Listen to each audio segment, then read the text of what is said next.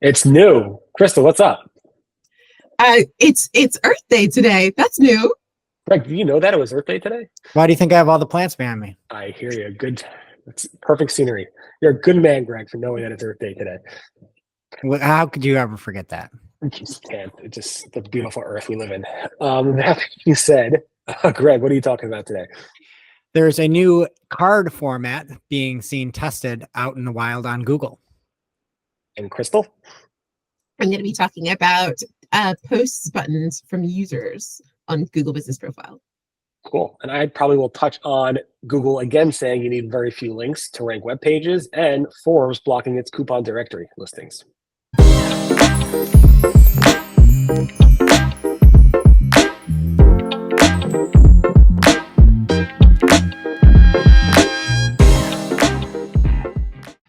So yeah, this week we've seen that Google has started testing post buttons on local listings for Google Business Profile. I saw this weekend when I was out and I wanted to leave a review for a place that I went to, and it said that I could post a post right underneath the place where you'd write the review, and essentially it lets users just add in an image and notes about the business or wherever they went to.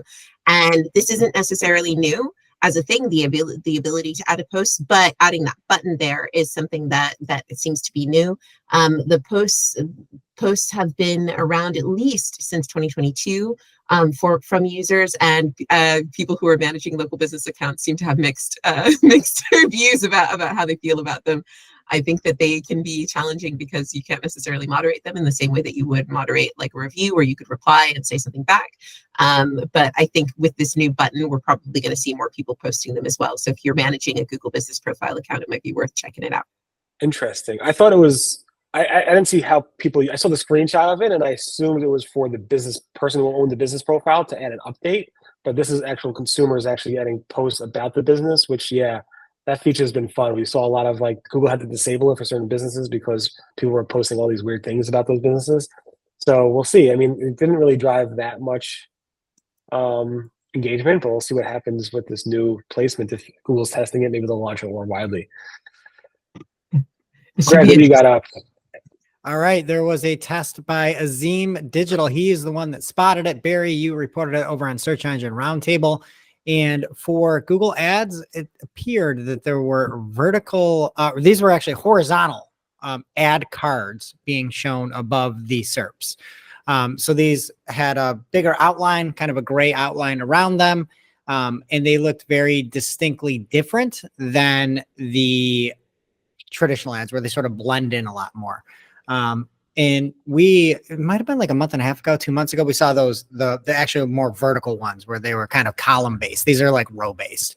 I don't think these are ever going to see the light of day, to be honest with you. These look too much like ads. You know, when the ads look too much like ads, a lot of times you see less clicks. When you get less clicks, Google makes less money. So my prediction is that these will never see the light of the day. But I like these horizontal ones so much better than the vertical ones. The vertical ones, especially, that you would just see like you had to just, it was almost like somebody like condensed your screen size way too small and the ad just got super long and didn't look good. But the horizontal ones look much better. I was a bit surprised to see the horizontal version. The vertical ones made sense because Google doesn't want you to like see the organic results. They just want you to click on the paid. But I guess Google's not going to launch something that, like you said, will drive less click-through rates because they want to make more money. So I guess Google's always testing and they'll always be testing. So it was cool to see Google testing that, like you said, but I do agree. If it's not going to generate clicks, Google's not going to go ahead and launch it. Yeah, and on the other hand, if you look at Bing nowadays, it will take you like 30 seconds to realize what an ad is. They have that ad so small, and now it's like tucked away in the description. I actually clicked on an ad by accident, and I have never done that in my life. So I would imagine these cards are going to kind of go more the way of what Bing's playing around with right now. The only thing I can think is that might work is if they were like incorporated them to make them look more like rich elements or something. Like I think like potentially if you have it as a box, because they have boxes for some of the like the knowledge panel ones, like they have lots of boxes and things. So I don't know that there could be potential to evolve it to something like that might entice clicks. But I agree, at the current iteration looks very advertising-y. And yeah, I think you're not going to get any of those sneaky clicks. And the big news to me is Greg actually clicked on an ad that he thought was organic. My I was God. so embarrassed. I called Shep from our show Marketing Clock, and I showed her. I'm like, I just clicked on your ad and I'm like, oh my God, I'm so sorry. This is why, because it was so different looking. It is, and they've been testing things that are worse than what you clicked on. It's insane what they are doing. If Google ever did this, it would be like it would be a war zone. Pitchforks. On that note, Forbes is terrified of Google. I'm just saying, I don't know if they're really terrified of Google. They could be terrified of Google. I'm just making it up. But they did block their coupon directory right before Google releases their what they call the site reputation abuse policy, which will be enforced on May 5th. They announced it on March 5th, but it's being enforced on May 5th, where site reputation abuse is basically when you go ahead and pay somebody to use their website to kind of like boost your own reputation of your own content. It's basically like third-party hosted content. Some people were calling it parasite SEO. And it looks like Forbes took action beforehand just to block it using the X-Robots tag. So if you look at the headers on the Forbes.com/coupon site, you see they use the X-Robot tag to block all of it, which resulted in a huge visibility dip, which was first spotted by Bow-Tied Wookie. On X. But then I found it from Laura. I can't pronounce the last name. Really bad at this stuff. And then Lily Ray also dug into the data, saying it's not just the Forbes is not only seeing a visibility drop from the coupons directory being removed from the index, but all the other things. So maybe I wonder if Forbes did that action because they saw other things happening with their website. They're like, oh, well, we got to do something because we don't want to lose all our traffic. So we'll just manually remove all our traffic by telling Google not to index our pages that are ranking well right now. But we will see. It's very interesting steps. And I assume more publishers and people doing this will take these actions as well.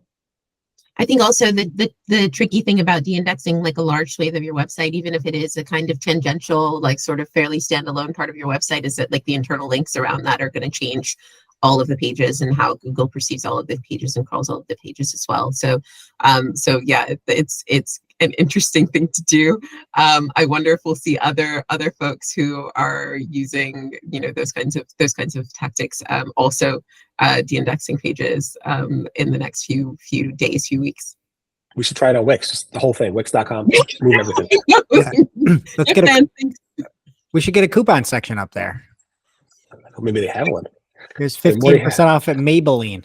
What do you think Mordy is right now? He's spending all his coupons. So, on the last note, talking about links, Gary likes to ruffle. Gary-ish from Google likes to ruffle some feathers, and he was at the SERP conference somewhere. I don't know where that was. I don't know if anybody knows. But Judith Lewis interviewed him, and it was a great interview. And one of the things he said, and he said a lot of things, he said basically you need very few links to rank a web page these days. And again, links are not as important as they used to be. And whenever he says that, SEOs go crazy and say, Google, you're liars. You don't know what you're talking about. I've been an SEO for 35 years, well before Google was around. And I know that links were more important even before Google launched. So I don't know if anybody has thoughts on that, but I love when Gary talks because everybody just goes crazy. I think that it can be tricky because I think you do see upticks when links are added to certain domains. So anecdotally, you can definitely see some impact. But equally, I think there's so many websites that have so many extensive links, thousands and thousands of links that you also see those that aren't ranking very well when they have thousands and thousands of links. So I think that with most things, it's quality over quantity. And I assume that's what he's talking about. But Gary has his own opinions. Yeah, I just think we should put this in like quarterly to have this discussion whenever he says this again, like in a quarter, and we should just put it in our calendars now and plan for it. But I mean, like what he's saying is in what the tone from Google and Danny and like his keynote at Brighton SEO.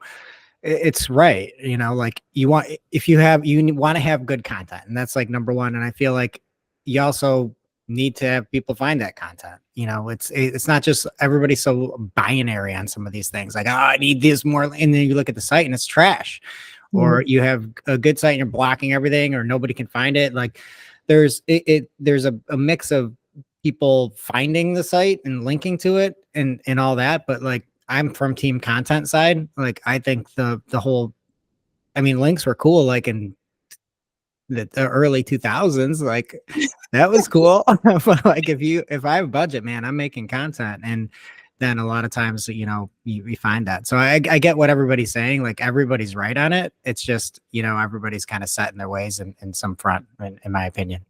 I don't know. I'm putting my budget not towards content, not towards links, but to billboards in Times Square. That's it. Oh yeah, I saw you out there. No, Barry. I saw you up there too. I was strolling down the street and I saw your nice warm smile. There's going to be a big reveal on Marketing Talk of who actually paid for that, right? We can do it here if you want. No, we're not. We're saving it for Marketing Clock on Friday morning. Well, actually, you post it like late Thursday night, I think. So if you want to get the real scoop on who released that, follow Marketing O'Clock. Anyway, thank you guys for doing this. Appreciate it, Greg and Crystal. Mordy is out today for the Passover holiday. I'll be offline tomorrow, Tuesday, and Wednesday. So we'll come back hopefully on Thursday. Crystal might be at Brandon SEO broadcasting live. Maybe not. We'll see. And I appreciate everybody listening and doing this. Appreciate it. Bye-bye. Bye.